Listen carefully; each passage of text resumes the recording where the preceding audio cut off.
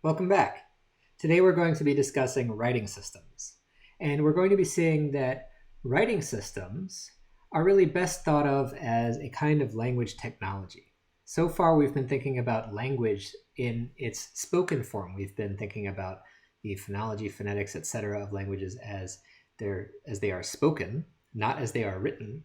Today we're going to be turning to writing and seeing that as something like a technology for representing language, rather than as something which fundamentally defines what language is. So what is writing? What is this idea of writing? A linguistic writing system, or orthography, is a way of visually representing the signs of a language. So the written symbols in a writing system represent the sign, not just the meaning. Remember that a sign is a pairing of form and meaning. So for example, in English, we have signs like this. The form, the cat sat on the mat, corresponds to the meaning, like this creature sitting on a mat.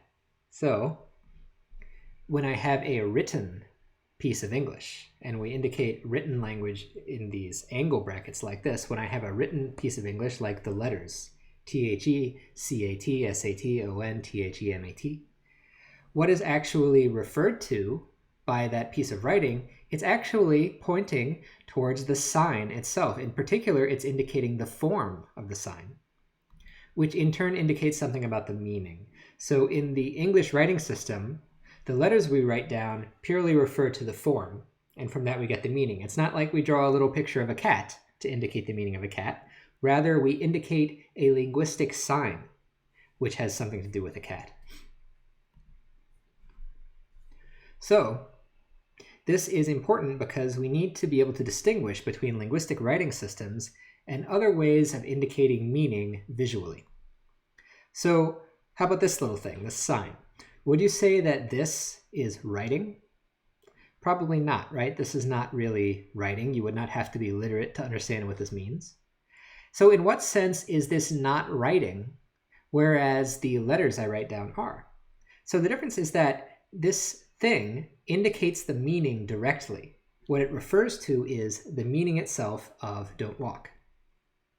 On the other hand, if I write the letters D-O-N' space W-A-L-K, don't walk, then this does not symbolize the meaning directly. Rather, it symbolizes an utterance of the English language, a particular sign in the English language which has the meaning of not walking. All right, so do you understand that a writing system is a representation of a sign in language? It's not something that points directly at a meaning, like this traffic sign. So we're going to cover two aspects of writing systems today. The first is the origins of writing. Where does writing come from? The second is we're going to walk through the kinds of writing systems, and this is going to be intertwined with the history of writing systems, because writing systems have evolved and changed over time through the generations, and that has given us the variety of different kinds of writing systems that we see today. I want to emphasize this idea that writing is a kind of language technology. It's like an additional technology we developed as humans for dealing with language, and in fact, it's arguably the first language technology. Writing was invented relatively recently, so the earliest linguistic writing systems that we've been able to find in the archaeological record are only going back to about 3000 BCE, so that's 5,000 years ago. So basically, writing and reading have been around for 5,000 years. Spoken language itself is a lot older than that. We don't really know exactly how old language is, spoken language, but it's probably on the order of hundreds of thousands of years.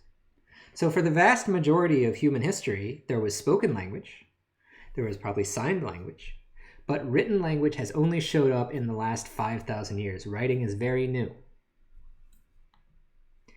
And another really fascinating thing about writing is that it has been invented independently only, we know of, 4 times in history.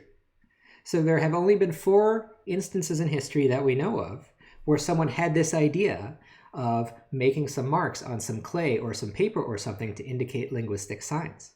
So writing systems are a really sort of rare and valuable thing. Also, it's important to note that they were invented. They were invented. Natural language appears to arise somewhat naturally within a community, but writing does not. Writing has to be invented by someone and then taught. These 4 times in which we know that writing was invented independently are in ancient Sumer, ancient Egypt, China, and in Mesoamerica, in particular in the Mayan culture in Mesoamerica. So let's think about the history of writing. How did this idea get started? Where does writing come from? It turns out that writing, the very first writing, originated not as a way to represent language, but as a way to represent accounts, as a way to represent numbers, things that were owed to people. So this here is an example of a very, very old baked clay tablet which has markings in it. These markings do not indicate language. Rather, these markings indicate accounts. So here's the scenario. Imagine that we are like two, pastoral farmers in ancient Sumer. It's the year 3500 BCE. And let's say that I want to loan some of my sheep out to you for a year. Let's say I loan you 5 sheep. And then I come back a year later and I say, give me back my 5 sheep. And then you say, oh no, you only loaned me 3. So how are we going to settle this dispute? It's just going to be a you said, I said kind of scenario. If we want some way to settle this dispute, if we want some way to be able to reliably lend things to each other and avoid this kind of fraud, then we're going to need some way of writing down how many sheep I loaned you. We're going to need some way of recording how many sheep I loaned you in a durable format that we can all trust, that we can all interpret. And that's how writing gets started. So that's what this tablet is. You can see that this tablet has a bunch of little symbols in it. Each symbol there indicates a kind of good, like a kind of livestock, and the number of dots tells you how many are owed from one person to another. So writing actually starts off like this. It starts off as a system for accounting, as a system which enables economic transactions among people using a persistent store of knowledge. So the idea is that we would etch our transactions into this clay tablet, and then you bake the clay tablet, and so you can't change it anymore. It actually becomes a permanent record. In fact, this record is so permanent that we can read it now, 6,000 years later. So writing starts off like this. It starts off as a system for accounting where you indicate a number using these dots, and then you have little symbols that indicate the goods that are owed from one person to another. Then this develops. Those little symbols that were used, they were originally like little pictures of sheep or pictures of wheat or whatever. People eventually start using those symbols not to indicate accounts, but rather to do things like write down stories. This is where you get what's called pictographic writing systems. So pictographic writing systems is a writing system where pictures represent things or ideas iconically. So I don't know what these say. These are some tablets again from ancient Sumer. They indicate something about feet and something about hands, right? I think we can tell that because these symbols are iconic. The idea is that you indicate meaning using little drawings of things. And that means that if someone were to read this tablet, if 2 people were to read this tablet, the actual words they say might be different. So one person might say hand, another person might say fingers. The markings here are iconically representing things in the world. They don't yet represent actual signs. So in some sense, this is not really a full-fledged writing system yet. Pictographic writing is where you just iconically draw little pictures to tell stories or to retain information. This is also called proto-writing because, like I said, it's not a full writing system yet. It's not yet indicating a linguistic sign. Rather, it's directly indicating the meaning. And again, this was first invented in Sumer around 3500 BCE. So you had your accounting systems which develop into these pictographic proto-writing systems. So where do we go from there? The next step that you see in this evolution of writing systems is what's called ideographic writing.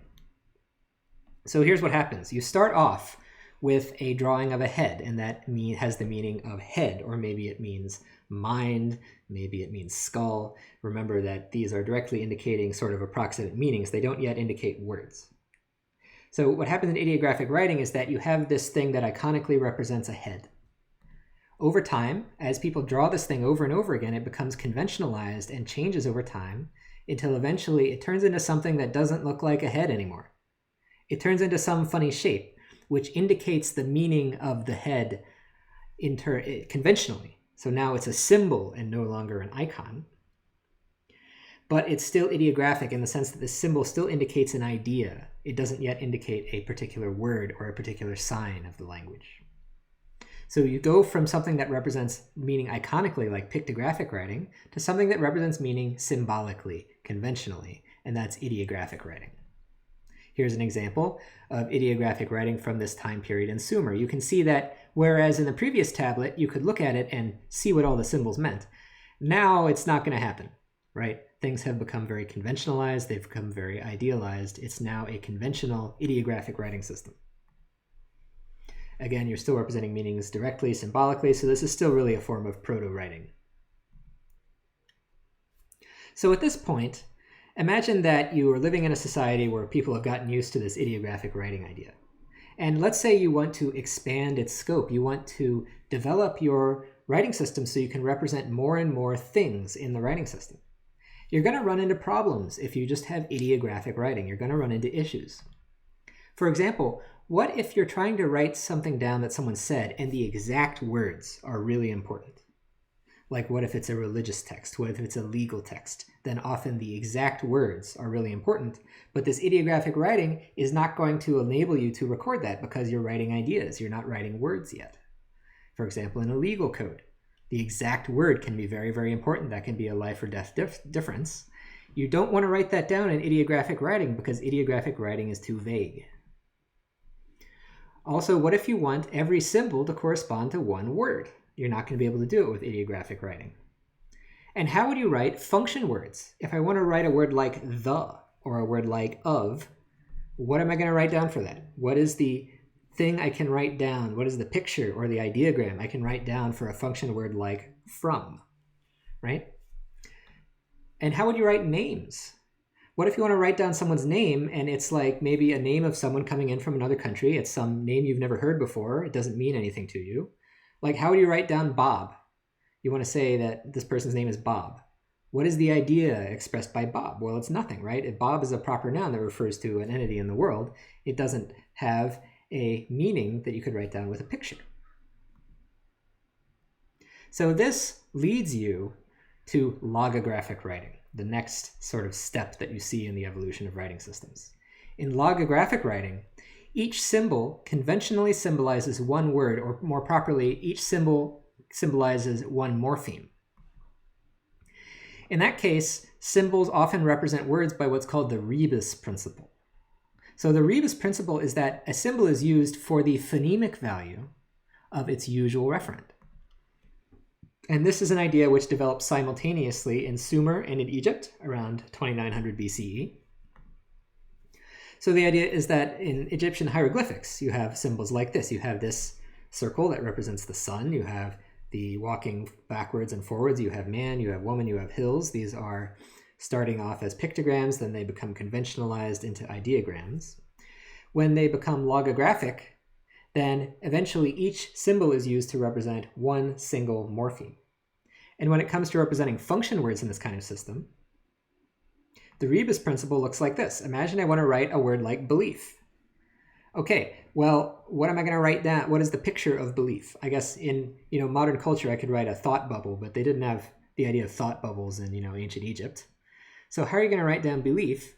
What you would do is you'd write down the symbol for bee, and then you'd write down the symbol for leaf, and that spells belief, right? Now, obviously, it's not going to be these particular symbols because the phonetics of the ancient Egyptian language was different. They would use two different symbols, but the idea is they would use these ideograms not for their meaning value, but for their sound value in order to write these abstract words and morphemes. So belief, you would write B and then leaf. So the basic progression that you see in all writing systems that we know about is that you start off with accounting systems or various systems for indicating numbers and accounts and tallies of various kinds. These develop into pictographic writing. Those develop into ideographic writing, where you are conventionally indicating meanings. Those develop into logographic writing, which is the first thing you could call a real writing system, because now you have symbols that indicate morphemes, often using this rebus principle. Now, things split up. There's actually, from this stage in the evolution of writing systems, there's two ways you can go. And when we look at the writing systems of the world, we see that some go one way, some go the other way. So one way you can go from a logographic writing system is something called phono-semantic hybrid writing. This is a writing system which maintains a kind of logographic core, but it also includes certain systematic phonetic elements.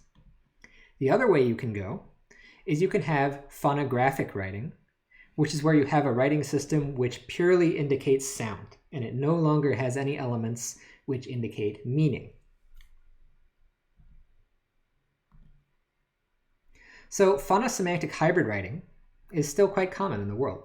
So phonosemantic writing is a logographic writing system where these symbols indicate morphemes in a way that simultaneously indicates both the meaning and the sound. So examples of these things are Sumerian cuneiform, Egyptian hieroglyphs, those things all developed into this.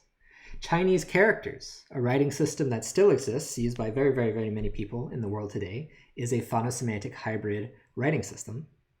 And the Mayan script that was developed in Mesoamerica is another phonosemantic hybrid writing system. So here's what this looks like in the case of Chinese.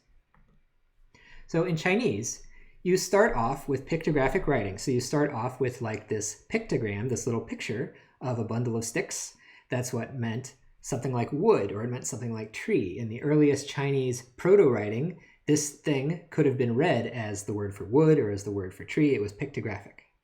Eventually, that develops into a logogram, which is this thing, which symbolically indicates the morpheme, the word mu, which means wood. So it no longer represents the idea directly, rather it represents this particular morpheme, which has the meaning of wood. And then, the final step, which turns this into a phonosemantic hybrid writing system, is that you can end up generating a word like this logogram, which means the morpheme mu, which means to wash oneself. So this is a homophone with the word for wood, but it has a different meaning. And the way you write it is that you include that symbol mu, but you're including it only for its sound value. And then next to that, you have these three dots. That is what's called a radical, that indicates that the meaning of this character has something to do with water. So the radical says the meaning has something to do with water, and the main part there says it's pronounced like mu. This is phonosemantic hybrid writing because the phonology, the sound, is indicated systematically by the mu thing there, by the rebus principle, and the meaning is indicated by the radical, by the three dots that indicate it has something to do with water. So Mayan script also works like this. So this is an example of the Mayan script carved onto a temple.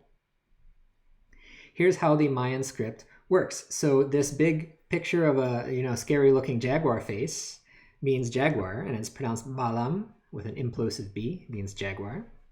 And there's alternative ways of writing it. So each thing here is an alternative way of writing that character.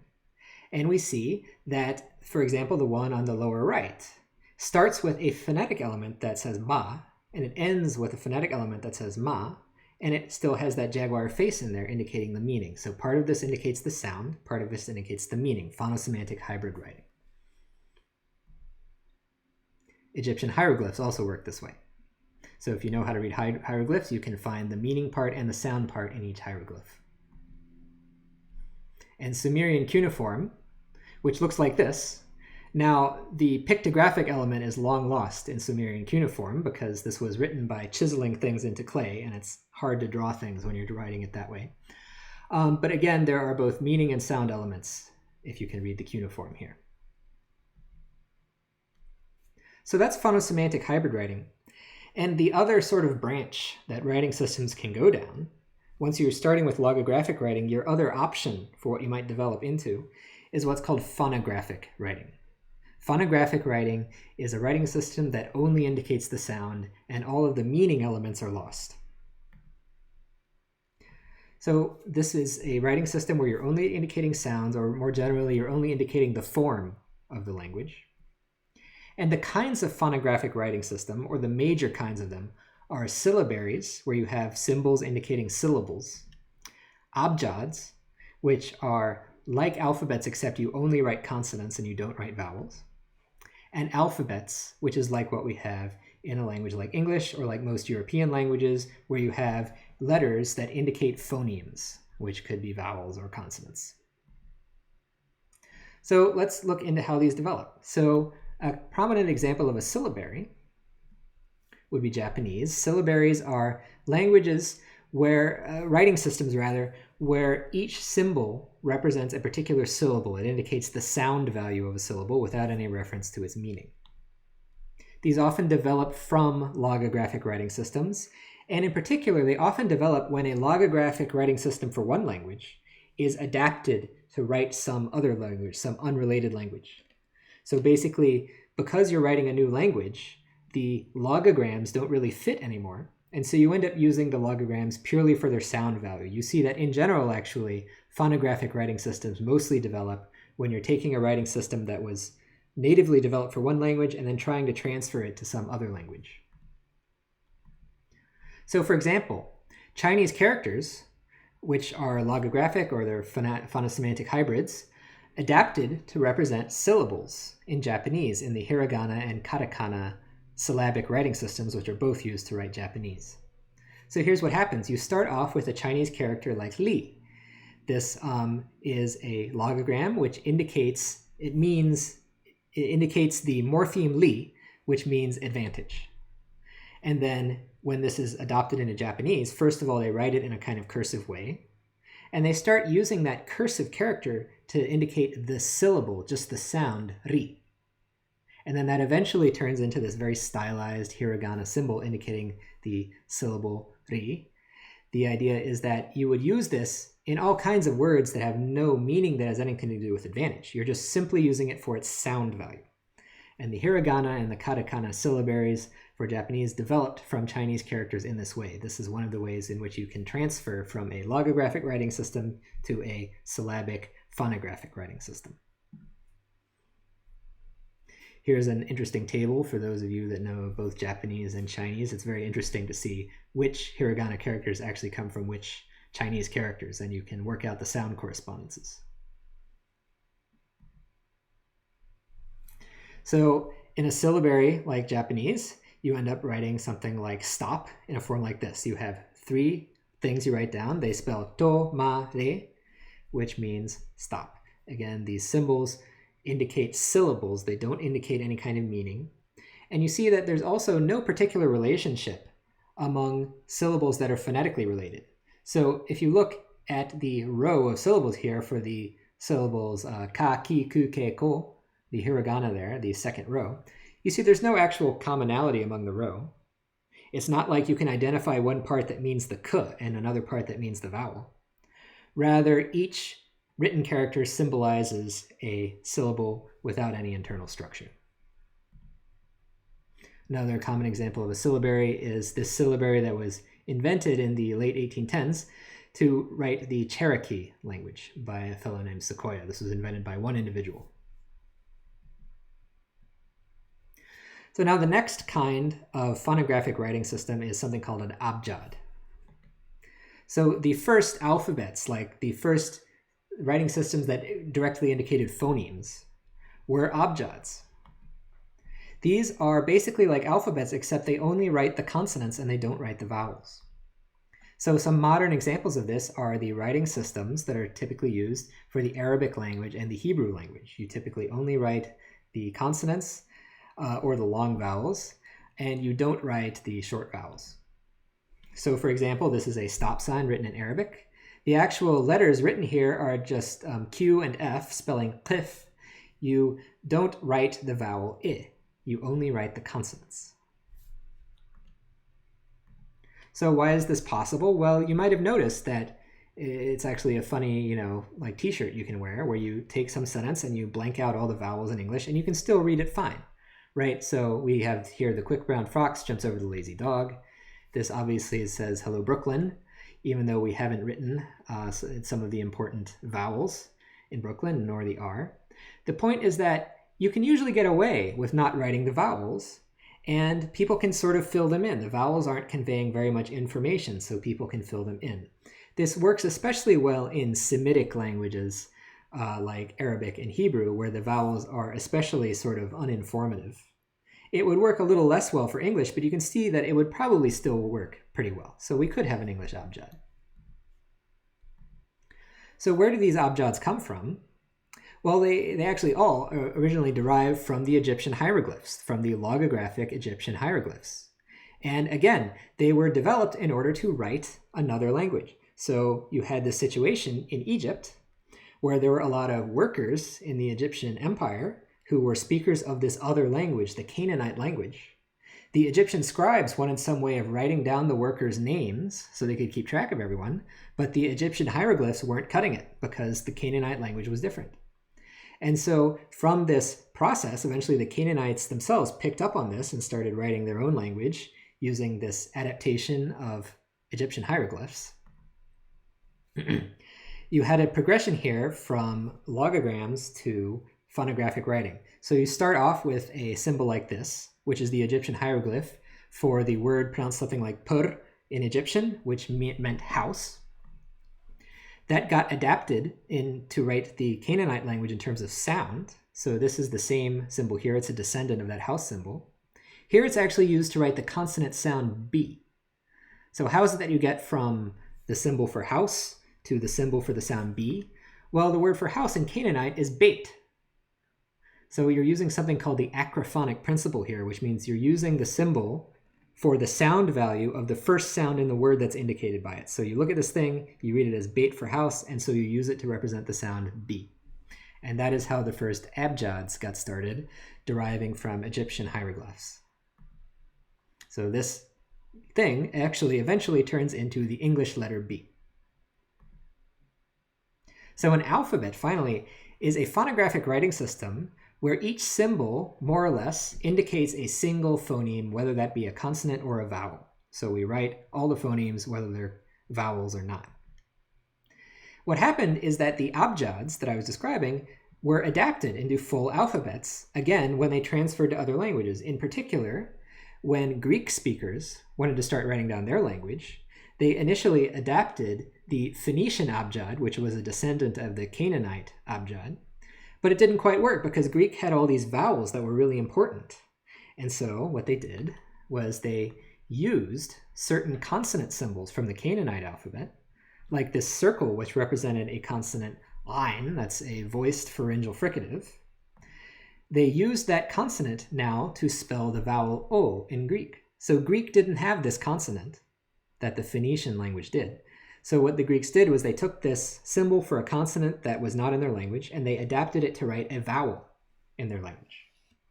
And so this happened in Greece, it happened in the Etruscan areas, it happened around Rome to give you the Latin alphabet. This is how the Abjads turned into the alphabets that are used to write most European languages today.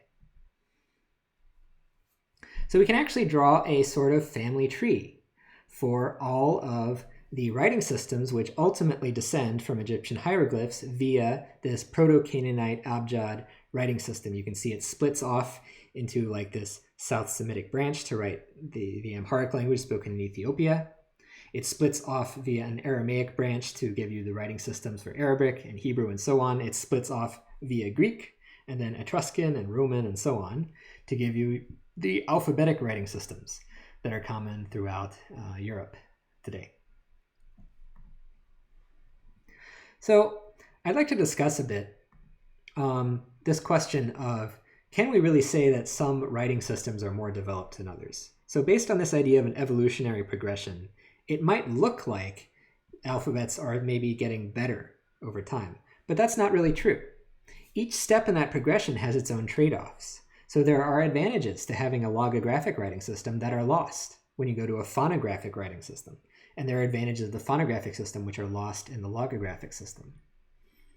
Like, could we really say that the more recently invented writing systems, like the alphabets, are superior to the older writing systems like Egyptian hieroglyphs?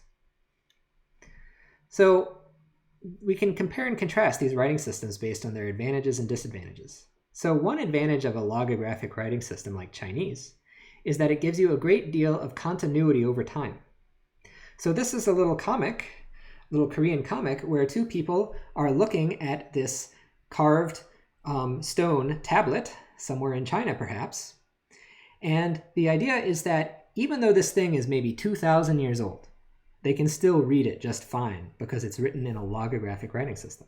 So what does this Chinese sign mean? That's what they're asking in the first panel.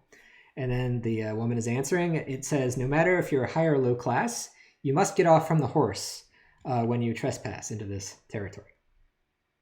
So the meaning of this sign, of this carved thing, is preserved potentially over thousands and thousands of years because of the use of a logographic writing system. So this phonosemantic writing can transcend time and region and language. So maybe this thing is actually in Korea, but many Korean speakers know some Chinese characters as part of their education.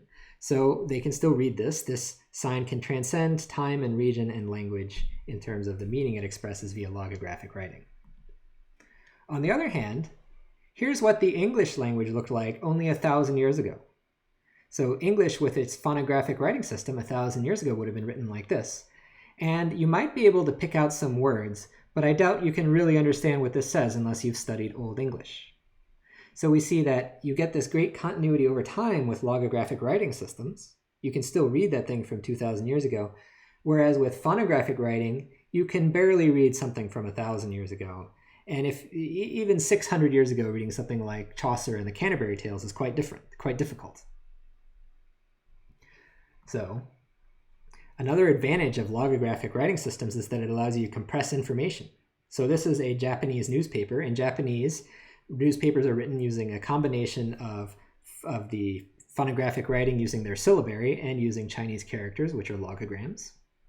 And you can see that using the Chinese characters, you can actually compress. You can use less ink. You can use less space on the page to write this headline, which when written out phonetically would be very long. The big disadvantage to writing systems that are logographic, though, is that it can really impact the literacy of readers. It takes a long time to learn all the logograms in a language. So it can take you through your entire education. You might still be, an adult and still learning new characters in Chinese.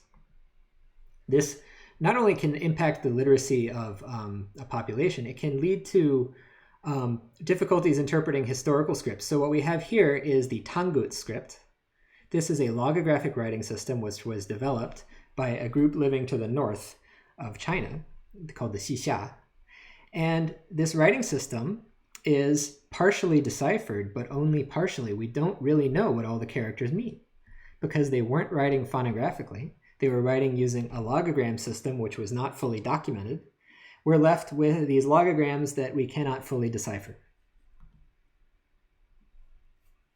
So summarizing, here's a cool sort of history of the alphabets of the world. So if you write and read a language that uses some interesting alphabet, you can look at this and figure out where it all comes from. You see it starts in many cases with the Egyptian hieroglyphs. That goes into these Proto-Canaanites, Abjads used to write Semitic languages. That goes into Greek. That spread into India, starting with the Brahmi script. And then that eventually develops into the Pagspa script for Mongolian, which gives rise to the Hangul script for Korean. So these are all the descendants of the Egyptian hieroglyphs. Remember, there were other times writing systems was invented. So there was the Chinese writing system developed independently. That gave rise to the modern Chinese writing system and also to the Japanese writing system. And the cuneiform writing system does not have modern descendants, and the Mesoamerican writing system also does not have modern descendants. So all the writing systems that you deal with today are either descended from Egyptian hieroglyphs or Chinese characters. I'd also like to emphasize that there's still a lot of work to be done in writing systems. There's still some mysteries to be solved, and this would be a fun thing for you all to work on.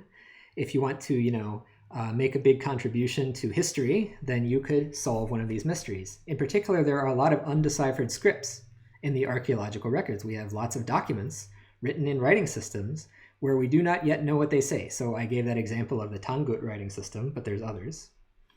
For example, the Elamite writing system. This was a writing system which appears to have arisen around the same time as Sumerian cuneiform. We don't know what this says. there are a great variety of documents about some people in this writing system. We don't know what it says. If you can decipher this writing system, you could make an enormous contribution to human knowledge. Also, the linear A writing system. This was a writing system that was used in Greece before they picked up on their particular form of the Canaanite Abjad. It's not known what language this was used to write, whether this was Greek or something else. Also, the Rongo writing system. This is we know it's an alphabet, but that's all we know about it. And we know it was used to write the indigenous language of the Easter Islands, Rapa Nui. And it was developed, the indigenous people there got the idea from seeing the Spanish people writing their language, and then they developed their own alphabetic writing system here, but it has yet to be deciphered. Again, a great deal of documents about that people written in this writing system. If you can decipher it, that would be an enormous contribution. Also the Khitan script, another name for this Tangut thing.